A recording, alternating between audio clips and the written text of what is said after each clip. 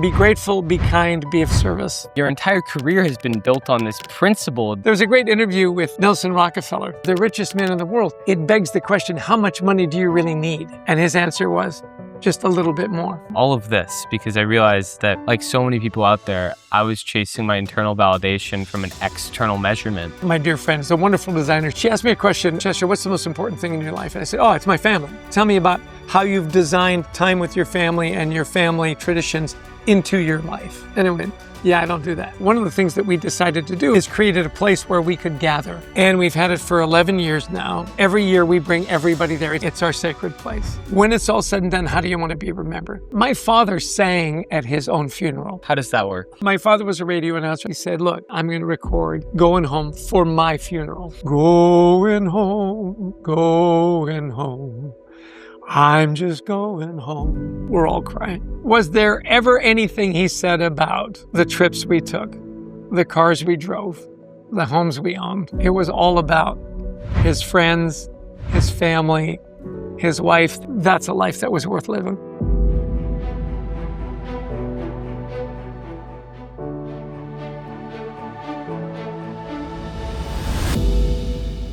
Chester Elton, you have been the executive coach of many for over 40 years in the gratitude space. You're the apostle of appreciation. You've written 17 books that have sold over 1.6 million copies. But aside from all the credentials, I think the thing that I've noticed the most with you just in the last 30 minutes as I've gotten to know you is your warmth that just you exude. And I imagine that that has done more for you than any of the credentials that I could have listed today, any of the accolades. So I want to know just personally, how do you get this warmth? Well, it's a kind of an open-ended question. You might as well have asked me, like, what's the meaning of life? Yeah. On that one, I grew up in a really happy household. My parents were very loving and kind. My father, in particular, was a happy guy. And so I had a foundation of warmth and love. And a lot of it really does come back down to my faith. My faith, I'm a member of the Church of Jesus Christ of Latter-day Saints. You know them as the Mormons. We're going through a rebrand. So we say the whole name now, which takes a lot of time. And it's very much a church of service. We don't have a paid clergy. And so you might be a Sunday school teacher, you might be running the nursery, you might run a congregation and so on. And so that idea of being of service, while having come from a very happy household, that gave me a nice foundation of people matter. We're all part of a big spiritual family, and be kind. What's your everyday saying that you say to yourself in the morning? I get up in the morning and I look in the mirror and say, you handsome devil, don't you ever die. I didn't hear that one researching for this. That is fantastic. So no, that was a mantra we used. I paid my way through college by selling books door to door, and that was our morning ritual. We'd have all these little sayings. You handsome devil, don't you handsome devil, don't you ever die. No, my mantra, I read a great book by, it was called Think Like a Monk by, I'll think of his name in a minute. Jay Shetty? Jay Shetty. And he says, monks have a mantra. And mine is, be grateful, be kind, be of service. And that's my mantra. Be grateful, be kind, be of service. What does that mean? Well, it costs nothing to be kind. Gratitude is a foundation. I mean, I was just with a group in Milan, Italy. A bunch of executives for a big company said, look, we all have stuff. Everybody's carrying something. Make no mistake about it, though, 99% of the world would trade places with you and me in a heartbeat. We have a lot to be grateful for. And then service is really the rent you pay for your space in life, was a great quote that I came across, is, when you have so much, why not give? And service is one of those things where not only do the people you serve benefit, but you grow and you serve. It's one of the great things about gratitude. When you give gratitude to someone, the research shows that not only does the person who receive it, does it brighten their day, it brightens your day. It's one of the few things where the giver and the receiver get mutual benefit. And to me, that comes back to service. Have you ever heard the saying, if you had the opportunity to write your problems down on a piece of paper and put them into a pile with everybody else in the world, and then you have to redraw and see whose life you got, would you put your life and your problems into that pile? No, No. never. So many people that complain about their lives and forget that their life really is truly amazing. Yeah. That exercise, I think, is so important, and it helps them reframe the idea that, wow, my life is actually objectively better than so many people's Oh out yeah. there. I'll never forget. Grew up in Vancouver, British Columbia. Beautiful city, by I the way. want to go there. Yeah, Yeah. if you haven't been, put it on your list. And we were driving somewhere, and very much a British colony, British Columbia. And we were driving, and there was a guy in a wonderful British car. It was like a Bentley or a Jaguar or something like that. Austin Martin. And I remember saying to my dad, I said, "Wow, look at that car. What would it be like to be that guy?" Mm. And my dad said, "Oh, you don't want to trade places with anybody because you don't know what the rest of that guy's life looked like. That car may be the only good thing in his whole life." Mm. So to your point, why would you trade places when your life is already amazing? Yeah. So I think I want to dive a little bit deeper into the concept of gratitude, because Sure. you've taught it as not only a soft skill, but something that is so important in terms of leadership and the workplace and being a leader, right? Right. Your entire career has been built on this principle that if you lead with gratitude, your employees will stay longer. I just read, and it's no new news, you've been a part of this research for years, but in Workday's new study, the Human Connection Index, Mhm. Chris and I have been doing a lot of work with this. They found that employees would rather stay at a place of work where they're given consistent appreciation from their employer than a pay raise. And to me, that is mind-boggling. Really, what that shows, and I want to hear your take on this, but people are so deprived of appreciation and being shown gratitude in the world that they'd rather do that than the one thing that many people claim they work for, which is the money. Right. Why are people more likely to stay at a place where they feel appreciated than make more money? Well, I think it comes back, Jack, to just a human need. We have a need to be affirmed, to be seen, to be valued, and to be celebrated. And when you have that, now, you need to couch that. I mean, if somebody came to you and said, "Look, I'll quadruple your pay," that might be quite tempting. The idea, though, is all things being relatively equal, wouldn't you rather work for someone who values you? And the answer is yes. I remember coming out of college, and I remember thinking, "Boy, if you'd pay me X, I'd do anything. I'd clean, porta potties." And then you very quickly, when I worked for a leader that wasn't particularly kind or appreciative, you kind of think, you know what, there isn't enough money on the planet for me to stay here, because you're just miserable. What is your happiness worth? Is there a price to pay for that? And there is. And so what you do is you find, and you've already had this experience already in your young life, where people have chased the dollar and lost everything. Yeah. Right? We see it all the time. I mean, we're here in New York City. I mean, this is the money The capital of the land world. of that. Yeah, Yes. yeah. And you say, so when it's all said and done, what is your legacy? How do you want to be remembered? I love this hero exercise. Who are your heroes and why? And a good friend of mine, Ayse Birsel, does this exercise in a book she wrote called "Design the Life You Love." And she said, it's really interesting. If I asked you your values, you would struggle. But if I asked you who your heroes are and why, you tell me what you value. So it was interesting in the exercise. I put down my father. I put down Scott O'Neill, a guy that I admire. I put down Winston Churchill. If you grew up in the Commonwealth, Winston shows up sooner or later. And you list why. I've done this exercise several times. Never does anybody say he's my hero or she's my hero because they made a lot of money. They're my hero because they had an amazing house, or they drove really expensive cars, or they had incredible jewelry. And that doesn't show up. They're your heroes because they were kind, because they were of service, because they made a difference, because they saw you, they encouraged you. And so it's really interesting that we've gone so far in the capitalist swing where everything is about money. We have a government right now where it's just about money. And you say, okay, well, if that's the benchmark, so how are we doing as a nation? Well, the stock market's at an all-time high. Well, there's lots of people that aren't in the stock market. What about them? And you've probably seen this. Some of the happiest people are not the richest people. In fact, it's almost the opposite.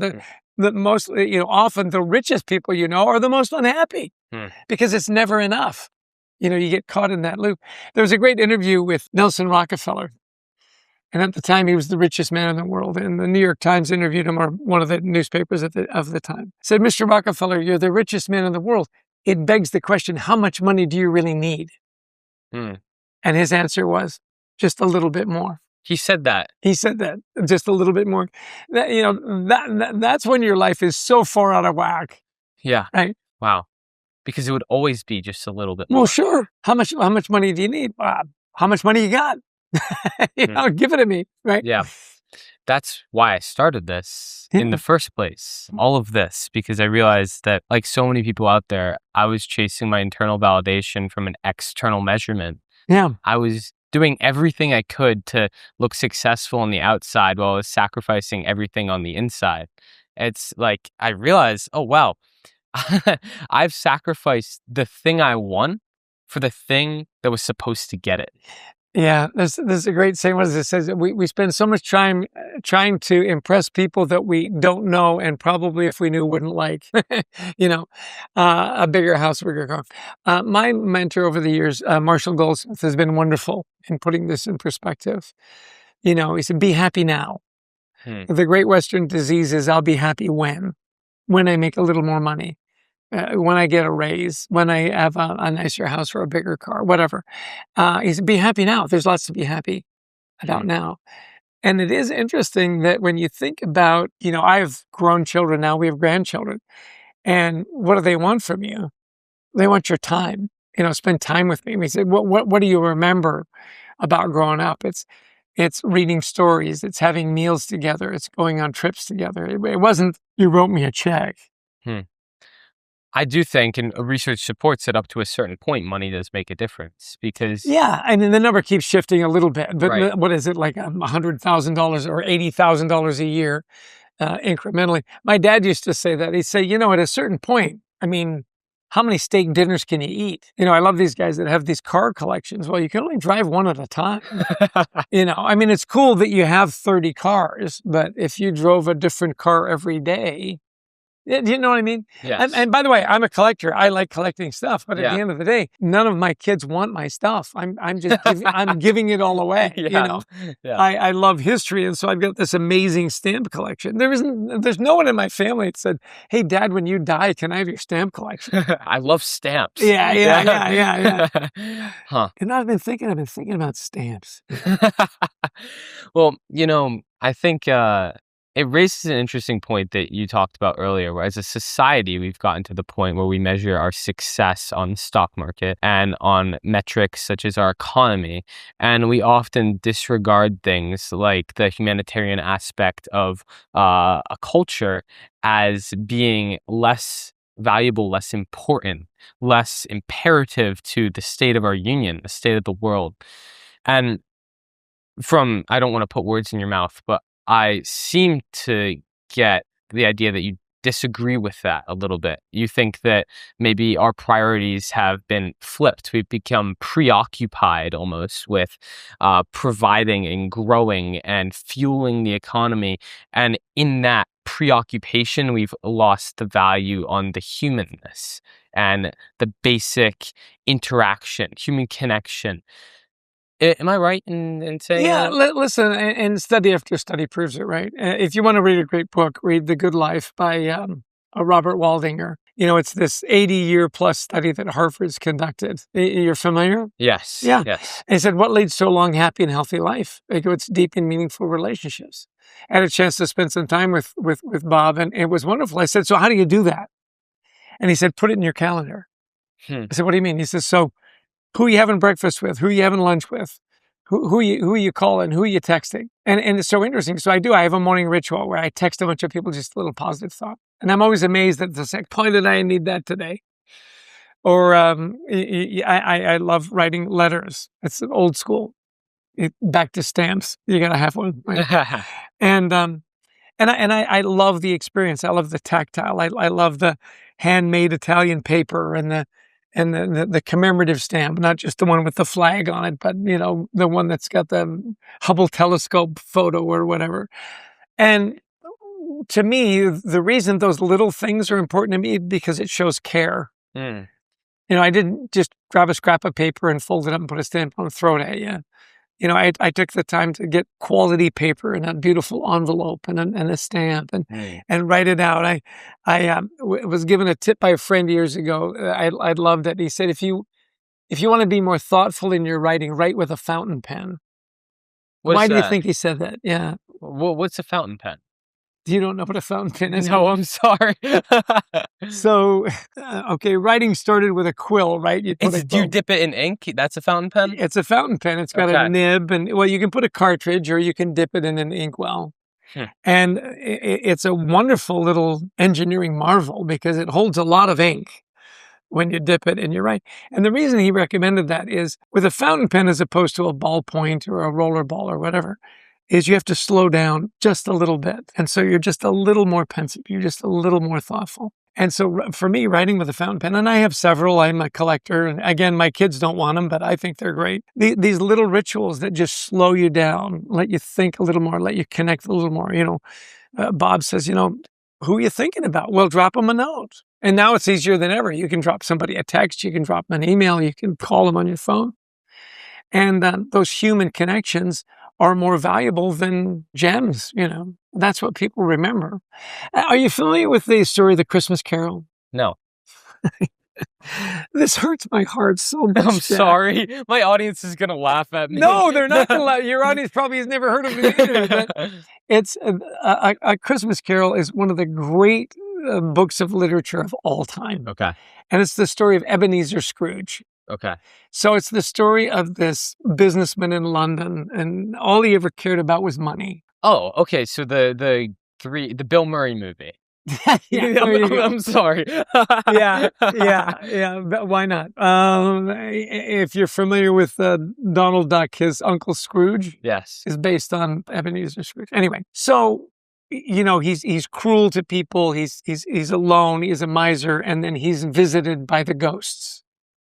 The ghost of Christmas. Oh, well, first he's visited by his partner Marley, who's died 7 years earlier, and Marley warns him that if you don't change your ways, that you're going to be burdened with all these chains. He said, I earned these chains link by link. Anyway, he's visited by the ghost of Christmas past, the ghost of Christmas present, and then the ghost of Christmas future, what may or may not be. And his whole life is played out in one dream. And he realizes that he sold his soul. He's got all the money that anyone could ever want, but it's worthless because he's lost his soul. And so overnight, he repents. And he does all the things he should have. He visits his nephew that's continually inviting him that he's always blown off. He gives his poor clerk a raise. He gives money to his clerk so his son, Tiny Tim, can get an operation and live longer. Anyway, it's a wonderful story of redemption. Americans, we love a good comeback story, right? And it's just reiterated. His moment is when the ghost of Christmas future shows him his grave. And it's just his name. There's nothing else to say. And no one visits. And you say, okay, well, how do you want to be remembered? What do you want on your tombstone? Man, that guy had a great podcast. I hope not. Man, he could close a deal. Man, he had nice cars. And yet, how much time did we spend on nice cars and big houses and checking our bank accounts every day? I mean, I check my savings account every day. I mean, I'm curious. How's the market doing? And yet, I don't think my kids are going to say, man, I'm sure glad Dad had a really good 401k. You know what I mean? So this it's a long way to go, but Charles Dickens, this brilliant story. You should treat yourself to the Christmas Carol, Jack. It's marvelously written. But this idea of when it's all said and done, how do you want to be remembered? Yeah. Having told you that story, you mentioned earlier, I talk about my father all the time. A huge impact on my life. Cheerleader, coach, friend. My father sang at his own funeral. I want you to think about that for a minute. My father sang at his funeral. How does that work? Okay. Thanks for asking. So my father was a radio announcer, had a beautiful baritone voice. My mother was a wonderful pianist, and they would perform. That was after he retired, they'd perform. I mean, it was expected if Dalton Irene showed up, he was going to sing, she was going to play. Well, as they got older and their friends passed away, they would ask my dad to sing at their funeral. And most often, the song that was requested is the old Negro spiritual, Going Home. I bet you don't know that song in there. It's an old one. It's going home, going home. I'm just going home. And it's haunting. Anyway, so as my dad started to get older and before he lost his voice, he said, look, I'm going to go into a studio and I'm going to record Going Home for my funeral. Wow. Put it on a cassette tape back when cassettes were a thing. Gave it to my brother John and said, look, nobody gets out of this life alive. At some point, I'm going to expire. At my funeral, near the end, pop in this tape. But don't listen to it. Faithful, he said he didn't. So we all talking about my dad, telling stories. And John says, here's the story, pops it in. My dad's voice comes over the PA system. He says, well, if you're listening to this, it's pretty obvious I've gone to the great beyond. And I know two things for sure. One is I probably didn't die of natural causes. And two, I think the killer's in the room. So we all start laughing, and he tells this story about his friends, and I've always wanted to sing at my own funeral. So Ike is what he called my mom. She fires it up. He sings Going Home. We're all crying. And then at the end, he said, look, I don't know which way I'm going, up or down, but whichever way I'm going, I'm sure I'll see a lot of you there. Now, sing no sad songs for me. I married the love of my life. My parents were married for 65 years. I've got great kids, great grandkids, great grandkids. So have fun, celebrate, sing no sad songs for me, and I'll see you around the pool hall. And drop the mic. Was there ever anything he said about the trips we took, the cars we drove, the homes we owned? It was all about his friends, his family, his wife that he was crazy about for 65 years. That's what you remember from Elton. That's a legacy of gratitude. That's a legacy of service. That's a life that was worth living. Chester, that's incredible. I've never heard a story like that. That's straight out of a movie that I would watch. If Bill Murray was in it, right? Yeah. Of course. I imagine that with your habit of sending gratitude to people and consciously appreciating people and letting people know how much that they mean to you and scheduling time for that, that you receive a lot of the same gratitude that you wouldn't have if you didn't send it out there in the first place. Am I right? Oh, yeah. No, we talk about the ripple effect and the rebound effect, the giver and the receiver. Absolutely. And again, back to my mentor, Marshall Goldsmith, often when you receive a compliment or praise, and it's somewhat human nature, we tend to deflect. So, Jack, that was a great positive. Well, it was a team effort. We say stuff like that. Oh, no, it wouldn't have been a great podcast if you didn't have great guests. Don't do that. And it was really interesting. I was having a conversation with Marshall and I was deflecting. He said, Chester, stop. He said, listen, I'm going to teach you something really quick. And someone gives you a compliment or an expression of gratitude. It's a gift. And when you deflect it, you do three things. One is you diminish the gift. Two, you insult the giver. And three, you stop getting gifts. Interesting. And so what do you think he coached me up to do? That when you receive a compliment, what is the only appropriate response? Thank you. Exactly. He said, just lead with, thank you so much. That was so kind. I so appreciate that. What's that? Do you give a compliment back? You can. Understand, though, that that's, again, a diminisher, right? Interesting. So it's a diminisher. It negates someone else's compliment. A little bit, right? It's kind of like, hey, I just want to tell you, when you sang, that moved me so much. So, well, thank you very much. That's very kind. I worked very hard to try to get that. You saying that means the world to me. Thank you so much. As opposed to, well, I couldn't sing if there wasn't an audience. You watching me made me sing well. Yeah. I was watching you too, and boy, what I'm saying is, take the compliment. There's an expression in Italian that I just love, and I mentioned I just came back from a conference in Italy, and it was fabulous. Is people say, "I thank you so much. I really enjoyed your keynotes. Molto gentile." Well, thank you. Isn't that kind? Grazie molto gentile, which means thank you. That was very kind. It means the world to me that you would say that you would take the time to come up to me. And, often people come and say, you probably get this a lot. You were great. I go, I do. And I can never hear it too often. So thank you. Right. So why do you think it's culturally taboo to be so accepting of a compliment? Why did so few people do it if it's actually what feels so good and if it's what feels good to the other person? You mean accepting the compliment? Right. Yeah. Well, I think that, there's this fake humility. Oh, no. Fake humility. Well, yeah, because, of course, if you've performed well, you want people to tell you it was a good job. So then why do we deflect it? We want people to think we're humble. We want people to think, that, oh, I'm generous with the people around me. And in some cases, that may be kind of true. You got to start with thank you, though. Again, because if I'm giving you this wonderful gift and you blow me off, well, then, you'll get it less. Well, yeah. It's like, why are people not thanking me as much? Well, I don't say. You don't value it. Yeah. And if it's not valued, I'll stop giving it to you. Yeah. Just that's fascinating. It is interesting, isn't it? Yeah. I've often wondered. I mean, it's my instinct. If you tell me that this was a great podcast, I'm going to consciously say, what? Well, thank you, Chester. Well, but prior, and most times, I would just say, well, no, it was all you. Yeah. And something like that. And personally, I think that I'm doing the right thing. I think that I should make it about the other person. But what you're saying is it's actually making it more about me.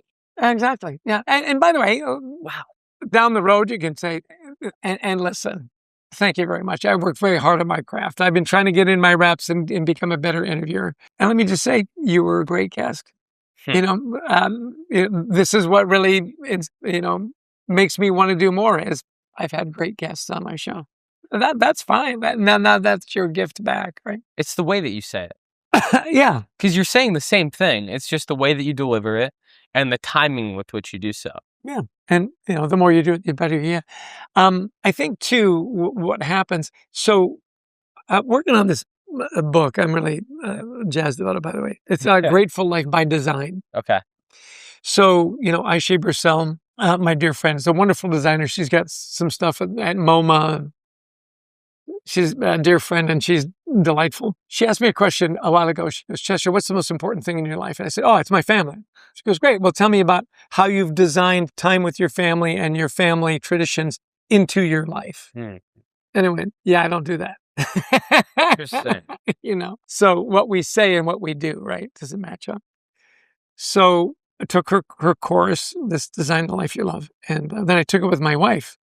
And I said, we talk about family, but have we designed it? And so one of the things that we decided to do as our children have gotten older and moved away is created a place where we could gather. So we looked around and we found a lovely little place in upstate New York in the Adirondacks. Are you familiar? I am, yes. Yeah, well, yes. Up in New Hampshire, you know the Adirondack. Yes. We'd never been there before. We found a great little place. It was just a house and a dock and a little lake. And we've had it for 11 years now. Maybe this is year 12. And every year we bring everybody there. It's mutually inconvenient for everybody, right? I've got kids in Utah and Iowa and New Jersey, and it's a 4.5-hour drive. We go there every year. We bring everybody, and it's our sacred place. It's one of the traditions that has made all the difference. We would not have done that without Ayse and without that design. So it begs the question, so that's a big thing. So what are some of the simple things that you can design into your life to remind yourself of the things for which you are grateful? When we first started to write our books, my co-author Adrian Gostick and I, we wanted to come up with a symbol of gratitude. Do you know the Aesop's fable about the donkey, the stick, and the carrot? Familiar, but say it again. Okay, so the story has it that Aesop, the wise old man, is walking down the road and he sees a merchant who's got a cart full of goods and he's got a donkey, and the donkey is sitting and refuses to move. And the merchant keeps beating him with a stick to get him to move. And the donkey digs in. And Aesop goes and he says, clearly what you're doing isn't working. Have you tried a carrot? He goes, what do you mean? He said, offer the donkey a carrot. Give him a little reward. Give him a little encouragement. And of course, the donkey gets up and is satisfied and moves on. So the idea is more gratitude, more carrots, less sticks. So the carrot became our symbol of gratitude. That's why I wear orange. Yeah. So when I present and people participate, we like to reward that participation, and we reward them with a carrot. And I brought one for you here today, Jack. This is Garrett the Carrot. Wow. This is our little mascot. And the idea, and you will be amazed, Jack. So I present to audiences literally all over the world. Yeah. And some of these people that I present to have more money than you and I could ever imagine. And they will go to extraordinary lengths to win that carrot. Whether to win this carrot? Yeah, to name that tune or answer the little multiple choice question. Because it's a token, right? It's a little reminder. It's a reward. I get pictures of people, they've put the carrot in their kid's crib. Yep. Their dog has torn it to shreds. They put it on their desk years later. And it's a wonderful little symbol. It's a little tradition. Now, the other thing that I do over the years that I've had more fun with than you can imagine is, and I'm sure you've heard the story of the good luck gratitude stone. Yes, but have you really? Is it said in the Think and Grow Rich movie? No. No.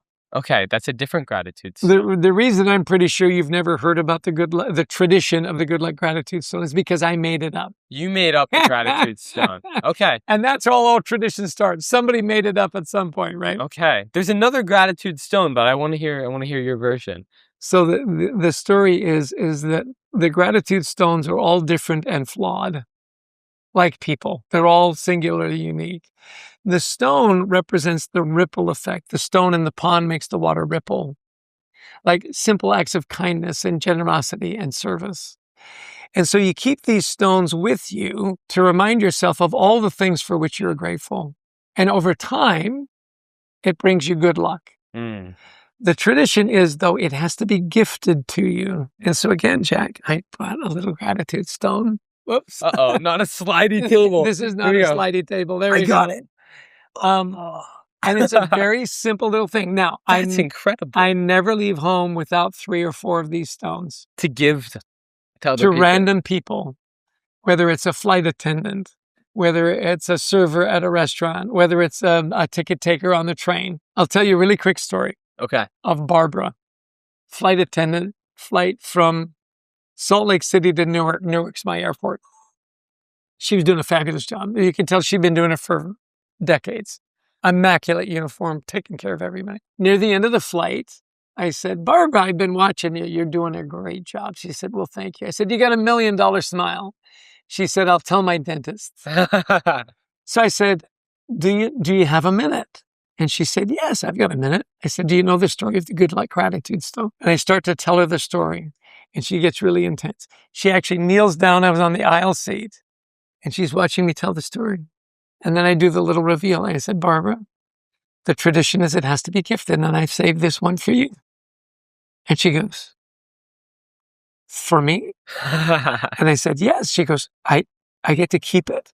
I said, absolutely, it's yours. And she got really quiet and she said, you have no idea how much this means to me. We don't get a lot of thank yous in our job anymore. I can't tell you how much this means to me. And she leaned over and kissed me on the cheek. Wow. And the lesson there is, Jack, you never know.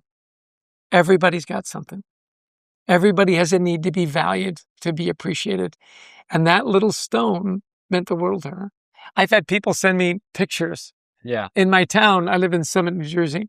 All the stores I've been to, they put a stone by the checkout. Yeah. And I've had neighbors say, you've been here, haven't you? We see your stones. The reason I tell you that is not to say, wow, Chester, you're amazing, is that little rituals like that, they enrich not only the people's lives that you touch, they enrich your life. I've got a million stories of people that I've given little stones to. And I've got a friend in London, and he said, you know what, Chester? He goes, I've been anxious my whole life. Every day I leave the house, I've got my phone, my wallet, and my gratitude stone. I never leave home without it. He says, thank you. Great little traditions. Find your own. Whether it's thank you notes, carrots, stones. Thank you. Yeah. It's a gift to be able to give to others. Absolutely. Yeah. Do you know who Cynthia Kersey is? I do not. You do not? Okay. Well, she is going to be a guest on the podcast, has become a dear friend. She's the CEO of the Unstoppable Foundation. The Unstoppable Foundation. And she wrote the book Unstoppable, but now she's writing a book called The Generosity Effect. Oh, nice. And the Unstoppable Foundation, it's incredible. They build schools and in 10 years autonomously functioning communities in Kenya, in Africa. Nice. It's incredible. David Meltzer, who I am sure you're familiar with, Sure. who's big in the gratitude space. He's Absolutely. a part of that, a part of the Unstoppable Foundation. And when Cynthia first started, she hosted a dinner. I think it was her 50th birthday. She hosted a party for herself, and to go to the party, you donated to the foundation. And what people told her was, "Thank you for giving me the opportunity to give." To give, yeah. And it's one of the things my dad taught fascinating. me. He said, when people ask you for a favor, the only response is, thank you for asking. It means the world to me, right? I'll tell you a cute story. It was after church, and this young guy comes up to my dad and says, Brother Elton, can I ask you for a favor? He said, sure, whatever. He says, I need a ride home. Can I get a ride home? He goes, absolutely, no problem. Well, a few minutes go by, and he comes back. He said, Brother Elton, by the way, you live in West Vancouver. I live in North Vancouver. It's out of your way. I'll find a ride with someone else. He goes, stop. He said, you asked me for a favor.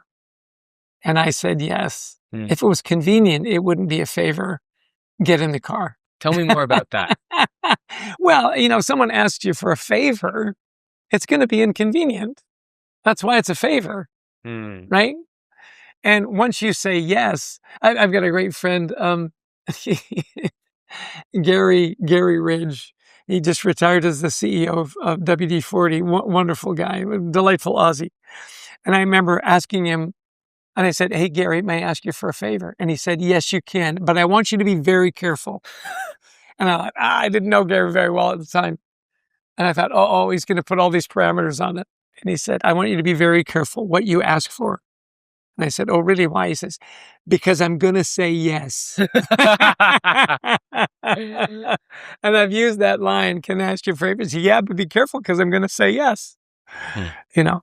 Yeah.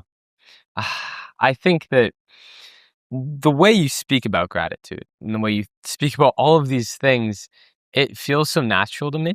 Yeah, it's counterintuitive to a lot of culture. And I imagine that a lot of listeners would get that same experience where it feels natural to want to give to people and want to be human. Yet we don't really do this enough. Right. We're by nature hunter-gatherers, right? And so we take. Again, back to Marshall, I never forget, I went to one of his book launches and asked him if he would endorse a book. And he said, absolutely, happy to do it. And I said, Marshall, you don't really know me that well. And you said yes right away. Why? And he said, you know what, Chester, there's two kinds of people in the world. There's those that want to compete with everyone, and there are those that want to lift up everyone. He said, I'm the latter, and it's a better way to live. And at the time he was telling me this, I was the former. Interesting. Absolutely. We wanted to be the highest rated speaker. We wanted to sell the most books. We wanted to be the smartest and the funniest. And at that moment, I thought, he's right. It's better. And then it brought back all the things I'd learned as a kid in my faith and in my mission and so on that you forget as you get in the rat race of achieving and promoting and making more and doing more. And then you step back and you go, yeah, okay. So how do I want to be remembered? Have you heard of the platinum rule? The platinum rule? Yes. No. So you talk about how if you're going to give to someone, it's going to be inconvenient, right? And we're really familiar with the golden rule in our society. Treat people the way you want to be treated. Right. But what if it was treat people the way that they want to be treated? Because sometimes the way that you receive something is not the way that someone else is going to best receive something. You know about the love languages, Oh, yeah, right? yeah. Yeah, so sometimes maybe you're a gift giver and you love receiving gifts as well, but the person that you want to give to, they might be more of a quality time type of person. They might You respond mean differently. there's people out there that don't like fountain pens and stamps? Yeah. Possibly, right? And so the way that you want to give gratitude to someone, the most convenient way for you might not always be the most effective. I think you're absolutely right. We talk about this all the time is know your team.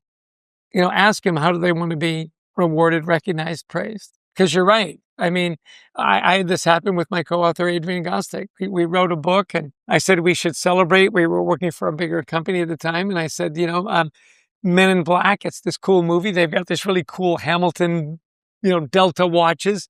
Let's get a carrot put on it. Let's, have them present them to us in front of all the salespeople. It'd be great. And they're just like, I don't wear watches. Huh. But I didn't ask him. I presented him with this watch. If you want a really cool Men in Black Delta Hamilton watch, he's got one in mint condition in the original box. So yeah, you're right. I like that, the platinum rule. Treat people the way they want to be treated, because you can get that wrong. Yes. Yeah. Yeah, I think if you're over optimizing for the golden rule, you can sometimes make people feel a little unappreciated or unheard or unseen. Because you project what you exactly. want. Yeah. So that's a little something. Chris Schembra has taught me that, and I think it's really, really powerful for the world that we live in today, because we live in what's becoming a frictionless world. Mm. There's always solutions being brought out to make things easier, faster, quicker, with less friction. And sometimes that can atrophy the real human aspects of life. By completely automating your outreach to people, for example, you become less human. You blend in with everyone else. And if you designed friction for certain parts, like obviously you're not going to be able to do everything human. That's the point of technology. We've atrophied our ability to use like our internal sense of direction through GPS, but overall we're stronger with it, right? But with things such as outreach and human connection, those things need to have friction to them, or else they don't have the reward. Yeah, I think you're right. There's such easy solutions, weight loss is the latest one, right? Yes. Just take a shot, you'll be fine. Instead of, well, why don't you just eat better and exercise? Yeah. Yeah. Yeah, there's great wisdom in the struggle, right? What is it? The obstacle is the way. The Stoics. Yes. Marcus Aurelius, right? Yeah, there's great benefit to struggle. I agree with you. I think one of the reasons that knowing your ancestry is so important is that you realize that your ancestors did hard things. Yeah. And because they did hard things, you can do hard things. But I can tell we're at time. Chester, I always ask this question as we start to get into the final 25% of our podcast. Mm. What's one question that I haven't asked so far that you think would be most important? I think you've asked a lot of the good questions. I think the question is why does this not translate into more of our public discourse? It's a great question. I'm constantly disappointed and discouraged at the language that we use in public discourse. I grew up in an age when, to curse, it wasn't just considered vulgar, and it is. It was a sign of a poor education and a poor upbringing. Mm. And yet our language right now has just denigrated to it's hard to watch a movie or even read books or in public discourse where people just don't drop F-bombs all over the place. And I find that so sad because, when you write books or you keynote and you speak, that is so lazy. and so insulting to the listener. And yet it's become celebrated. Oh, isn't that clever? Aren't they edgy? Oh, isn't she, just out there? And I think, that's so sad that is now celebrated. Huh. And it's just getting worse and worse and worse. Even our athletes. I mean, I was watching some senator talking about some bill posing in front of the Brooklyn Bridge. Let me just say this. And this is a guy that's in his 60s or 70s. No effing way. I go, oh, well, isn't that clever?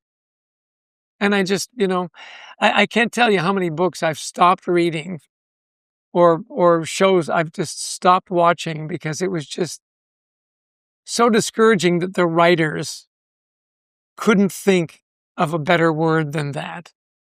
Now, that's the creative part. In our political discourse, I mean, the words that people use to denigrate each other. Ad hominem type. Well, it's, argument. and listen, I'm not a political animal by any means, but it starts at the top. I mean, we've got an executive branch of the United States right now that is beyond vulgar and crass, and inconsiderate and unkind. And yet everybody goes, he's my guy. He's the best. Really? That's your standard of excellence? I mean, forget the policy, forget what's going on, but the language has gotten so. So yeah, and of course, if you're in a state of gratitude and kindness and service, that's not the language you use. Those aren't the words that you use to encourage and build someone up. Those aren't the words of thank you and kindness and service. So, yeah, that's my sermon for. No, I really appreciate. Stop swearing. Yeah. I really appreciate that. I wonder where we go from here, especially with my generation.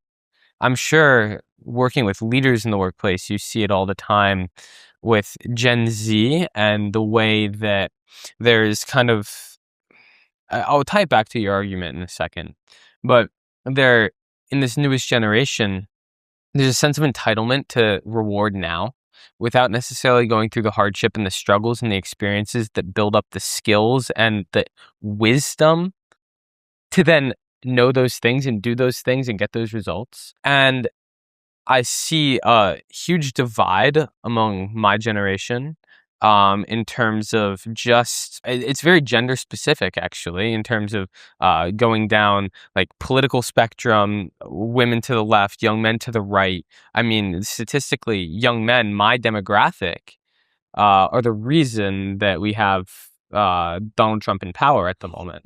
And it's really interesting to me to look at the different leadership styles and the different things that are exciting to the different people in my generation, the different demographics, and try to predict the future and at the same time try to understand what is it that is going to heal some of the wounds in our country, in our world at the moment.